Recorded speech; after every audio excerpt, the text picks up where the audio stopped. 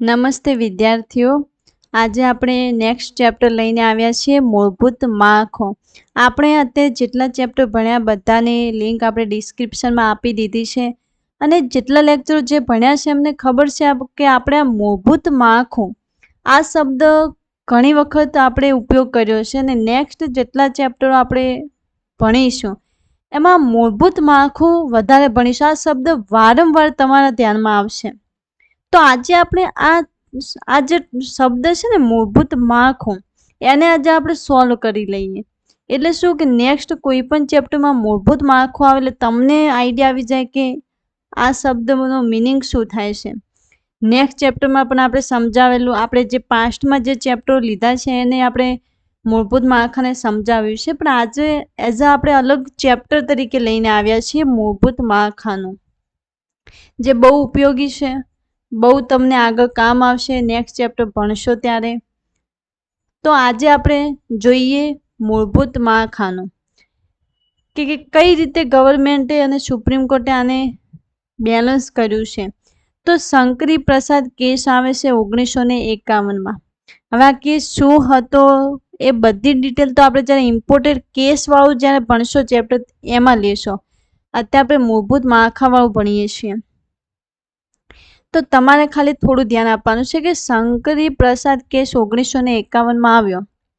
આ કેસમાં સુપ્રીમ કોર્ટે એવો ચુકાદો આપ્યો હતો કે સંસદ પાસે અનુચ્છેદ 368 હેઠળ બંધારણના કોઈ પણ ભાગમાં સુધારો કરવાની સત્તા છે, જેમાં મૂળભૂત અધિકારોનો પણ સમાવેશ થાય છે. આવું સ્ટેટમેન્ટ સુપ્રીમ કોર્ટે આપ્યું હતું કે હા, સંસદ પાસે પૂરી સત્તા છે કે એ સુધારા વધારા કરી શકે. અનુચ્છેદ 13 હેઠળ કાયદો કોર્ટે સ્પષ્ટ કર્યું કે અનુચ્છેદ 13માં જે કાયદા શબ્દનો ઉલ્લેખ છે તેમાં માત્ર સામાન્ય કાયદા આવે છે. બંધારણીય સુધારા એ અનુચ્છેદ 13ના હેઠળ ગણાતા નથી. એટલે ટાઈમ સાથે સુપ્રીમ કોર્ટ અલગ અલગ સ્ટેટમેન્ટ આપતું રહ્યું છે. નિષ્કર્ષ આપણે જોઈએ કે આથી સંસદ બંધારણીય સુધારા દ્વારા મૂળભૂત અધિકારોમાં ઘટાડો કરી શકે છે અથવા તેને છીનવી શકે છે અને તેને અનુચ્છેદ 13 હેઠળ ગેરબંધારણીય જાહેર કરી શકાય નહીં. એટલે આટલો બધી સત્તા એને સંસદને આપી દીધી હતી કે સંસદ મૂળભૂત અધિકારોમાં ઘટાડો વધારો કરી શકે છે. એ કોઈ અધિકાર છીનવી પણ શકે છે ને એને આપણે ગેરબંધારણીય પણ ના કહી શકીએ. આવું સુપ્રીમ કોર્ટે સ્ટેટમેન્ટ આપ્યું હતું. પછી એના પછી ઘણી બધી સિચ્યુએશનો ઊભી થઈ. પછી ગોલકનાથ કેસ 1967 આવે છે. આ કેસમાં સુપ્રીમ કોર્ટે પોતાનો જૂનો જે નિર્ણય શંકરી પ્રસાદ કેસવાળો બદલ્યો. કેમ કે સિચ્યુએશન એવી હતી એ ટાઈમે સંસદને તમે બહુ સત્તા આપી દીધી કે સંસદ ધારે કરી શકે, કોઈકનો મૂળભૂત અધિકારમાં પણ ઘટાડો વધારો કરી શકે. તો કોઈક દિવસ સંસદ આનો ગેરઉપયોગ પણ કરી શકે. તો લોકો પાસે તો કંઈ રહ્યું ના. એટલે શું થાય છે કે જ્યારે ગોલકનાથ કેસ આવે છે ત્યારે સુપ્રીમ કોર્ટે જૂનો નિર્ણય બદલી નાખે છે અને કહે છે કે સંસદ મૂળભૂત અધિકારોને છીનવી શકતી નથી. પહેલા હું કીધું કે હા, મૂળભૂત અધિકારોને સંસદ ઘટાડી વધારી શકે છે, પણ પછી એવી સિચ્યુએશન આવી લોકોમાં કહીએ ને એક બહુ નારાજગી કહીએ, અસંતોષ થયો કે જો આવું જ ચાલે તો સંસદ કંઈ પણ ઇન ફ્યુચર કરી શકે છે. પછી ગોલકનાથના કેસમાં સુપ્રીમ કોર્ટ એનો નિર્ણય બદલે છે. ઠીક છે, હવે એક મિનિટ આપણે જોઈએ. તો આપણે ગોલકનાથ વાળું આપણે જોયું કે ગોલકનાથના કેસમાં સુપ્રીમ કોર્ટે એનું સ્ટેટમેન્ટ ચેન્જ કર્યું હતું. પછી 24મો બંધારણીય સુધારો 1971, એમાં ગોલકનાથ કેસના ચુકાદાની અસર નાબૂદ કરવા સંસદે આ સુધારો કર્યો અને કાયદેસર રીતે જાહેર કર્યું કે સંસદ મૂળભૂત અધિકારો બદલી શકે છે. હવે તમે જોઈ શકશો કે જે સુપ્રીમ કોર્ટ છે ને કેટલી વખત એના સ્ટેટમેન્ટો ચેન્જ કરે છે. શંકરી પ્રસાદ કેસમાં એવું કહે છે કે મૂળભૂત અધિકારો સંસદ બદલી શકે, વધારો ઘટાડો કરી શકે, કંઈ પણ કરી શકે, સંસદને સત્તા છે. પણ ગોલકનાથના કેસમાં શું કરે છે સુપ્રીમ કોર્ટ? એવું કહે છે કે ના, સંસદ મૂળભૂત અધિકારોને છીનવી શકતી નથી. પછી પાછું જ્યારે 24મો બંધારણ સુધારો 1971 આવે એટલે ગોલકનાથ કેસમાં જે ચુકાદો એમને આપ્યો હતો એની અસર નાબૂદ કરવા માટે ફરીથી સુપ્રીમ કોર્ટ કેવું કહે છે કે સંસદ છે ને મૂળભૂત અધિકારોને બદલી શકે છે. હજુ પણ સ્ટેટમેન્ટ ચેન્જ કરશે. આપણને એઝ અ સ્ટુડન્ટ આપણને એવું લાગે કે શા માટે સુપ્રીમ કોર્ટ વારંવાર એનું સ્ટેટમેન્ટ ચેન્જ કરે છે. એ ટાઈમે એવું થતું કે જો એવું મૂળભૂત અધિકારો જેવી રીતના કે આપણે જોયું કે આપણા મૂળભૂત અધિકારો 7 હતા, એમાં મિલકતનો અધિકાર હતો ને એને પછી હટાવીને આપણે ત્યાં મૂળભૂત અધિકારો 6 કરવામાં આવ્યા અને જે મિલકત સંપત્તિનો અધિકાર હતો એને કાનૂની અધિકાર કરવામાં આવ્યો.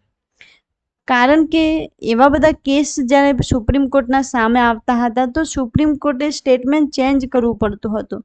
જો સુપ્રીમ કોર્ટ સ્ટેટમેન્ટ ચેન્જ ના કરે તો પછી કેસમાં એ કેસ સોલ્વ નહોતો થતો. એ કઈ રીતે એ જોઈએ જો કે કેશવાનંદ ભારતી કેસ 1973 આવે છે. આ ઐતિહાસિક કેસમાં સુપ્રીમ કોર્ટ મૂળભૂત માળખાનો સિદ્ધાંત આપ્યો. કોર્ટે કહ્યું કે સંસદ ગમે તે સુધારો કરી શકે છે પણ તે બંધારણના મૂળભૂત માળખાને નુકસાન પહોંચાડી શકે નહીં. હવે કેમ કે કેશવાનંદ ભારતી કેસ આવ્યો ને એ મિલકત અધિકાર વિશે હતો. એ ટાઈમે કંઈક એવું હતું કે ગવર્મેન્ટે એક બિલ પાસ કર્યું હતું કે બધાને સરખી જમીન વહેંચણી કરવામાં.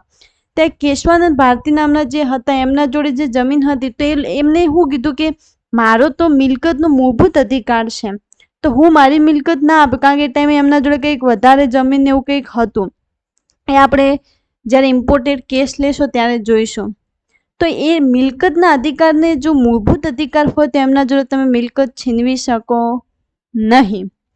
પછી આ મૂળભૂત અધિકારમાં ચેન્જ કરીને એને કાનૂની અધિકાર બનાવ્યો એટલે તમે એ મિલકતને છીનવી શકે ગવર્મેન્ટ. પણ જો કાનૂની અધિકાર ના બનાવે ને એને મૂળભૂત અધિકારમાં જ રાખે તો મૂળભૂત અધિકારમાં જે સંસદ છે ગવર્મેન્ટ આપણી મિલકત છીનવી શકે નહીં. એટલે પછી પરમેનન્ટલી જે મિલકતનો અધિકાર છે એને આપણે કાનૂની અધિકાર બનાવ્યો. કારણ કે ગમે ત્યારે તમારી જે મિલકત છે કાનૂની અધિકાર છે, કોઈ પણ સંજોગમાં ગવર્મેન્ટ તમને એ મિલકત લઈ શકે છે, એના બદલામાં તમને બીજી જગ્યાએ મિલકત આપી શકે, કમ્પેન્સેશન આપી શકે છે. તો આપણે જોઈએ કે પહેલા જે સુપ્રીમ કોર્ટે કીધું કે સંસદ કંઈ પણ ચેન્જ કરી શકે, પછી સુપ્રીમ કોર્ટ એવું કહે છે કે ના, મૂળભૂત અધિકારો સંસદ છીનવી શકે નહીં. પછી ફરીથી એવું કહે છે 24મા બંધારણ સુધારા દ્વારા કોર્ટ કે હા, મૂળભૂત અધિકારો બદલી શકે. અને લાસ્ટમાં કેશવાનંદ ભારતી કેસમાં 1973માં લાસ્ટમાં સુપ્રીમ કોર્ટ એવું કહે છે કે મૂળભૂત અધિકારોમાં સંસદ ચેન્જ કરી શકે પણ મૂળભૂત માળખાને નુકસાન પહોંચાડી શકતું નથી. બેસિક સ્ટ્રક્ચરને નુકસાન પહોંચાડી શકાય નહીં. તો હવે આપણે જોઈએ કે વર્તમાનમાં બંધારણ સુધારની શું સ્થિતિ છે. વર્તમાન સમયમાં બંધારણ સુધારની સ્થિતિ કેશવાનંદ ભારતી કેસ દ્વારા આપવામાં આવેલા મૂળભૂત માળખાના સિદ્ધાંત પર ટકેલી છે. તેની મુખ્ય બાબત એ છે કે સંસદની સત્તા અને મર્યાદા. આજે સંસદ પાસે બંધારણમાં સુધારો કરવાની વ્યાપક સત્તા છે.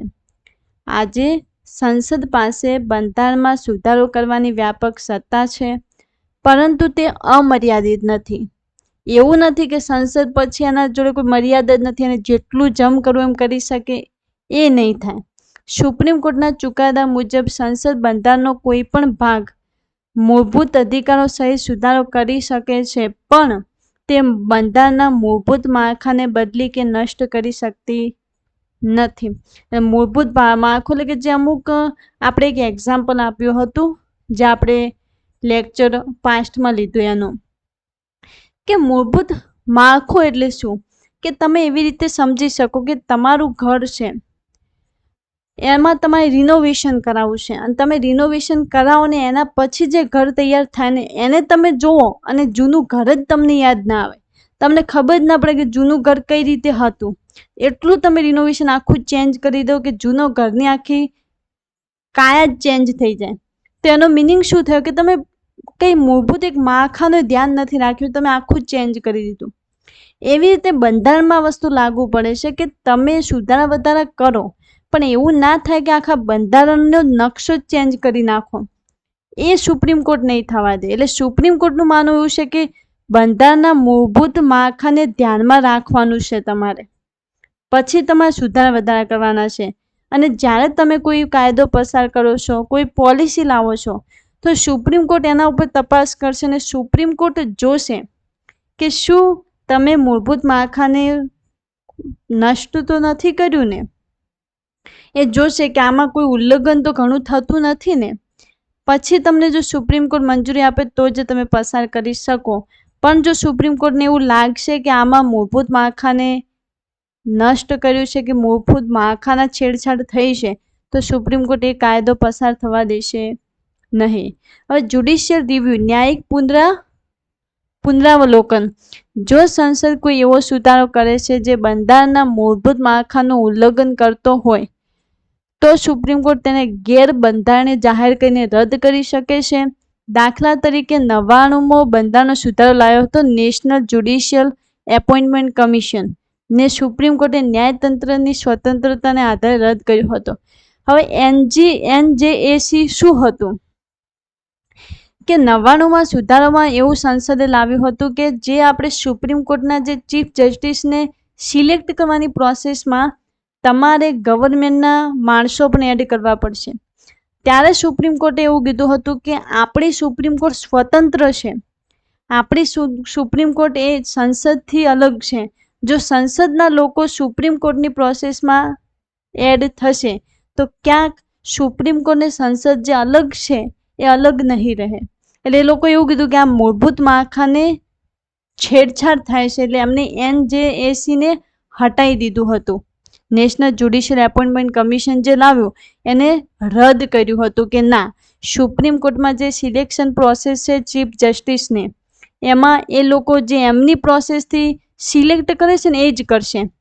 તમે જે કીધું છે, તમે જે સજેશન લઈને આવ્યા છો એ માનવામાં આવશે નહીં.